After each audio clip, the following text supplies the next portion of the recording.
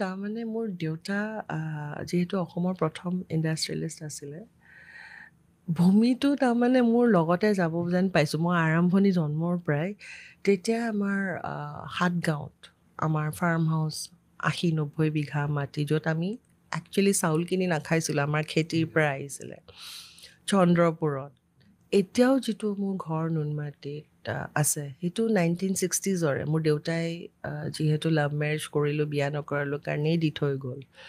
তাৰপিছত এতিয়াও ক'ৰবাত কোনোবাই কয় এইটো ৰিণিকী ভূঞা শৰ্মাৰ মাটি।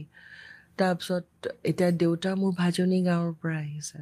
সেইদিনাখন ভাজনী গাঁৱৰ পৰা ফোন আহিছে যে তোমালোকৰ এতিয়া গাঁৱত 20 বিঘা মাটি আছে। আৰু যেতিয়া মই লাষ্টত নমস্কাৰ দিছোঁ আৰু ফোনটোত, মই কৈছোঁ মোক নালাগে সেইখিনি মাটি, যদি কিবা কৰে মই গোটেইখিনি ডনেট কৰি দিম, মোক আৰু মাটি দেউতাৰ হ'লেও নালাগে।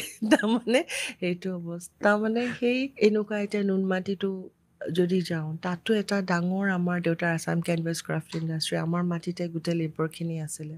এতিয়া গোটেই লেবাৰখিনিক দেউতা ঢুকোৱাৰ পিছত সেইখিনিও ডনেট কৰি দিছোঁ। মানে একফালে দি আছোঁ, একফালে লোৱা বদনাম আহি আছে। মই সেইটোৱে বুজি পোৱা নাই, লাইফৰ মানে কণ্ট্ৰাষ্টটো বৰ বেলেগ ধৰণৰ হৈছে। ৰিচেণ্টলি তাজ বিভান এটা লোৱা বুলি তাকে কাহ উঠি গৈছে। মই তাকে ভাবিছোঁ ৰতন টাটাৰ এনেকুৱা দিন বেয়া পৰিছে, বেচেৰা তেখেত আজি আমাৰ মাজত নাই।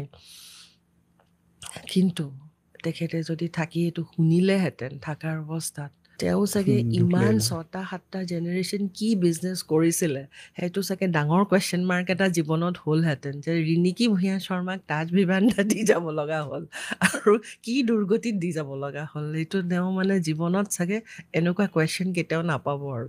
ভিডিঅ'টো যদি মানুহলোকে চালে প্লিজ চেনেলটো ছাবস্ক্ৰাইব কৰিবলৈ নাপাহৰিব।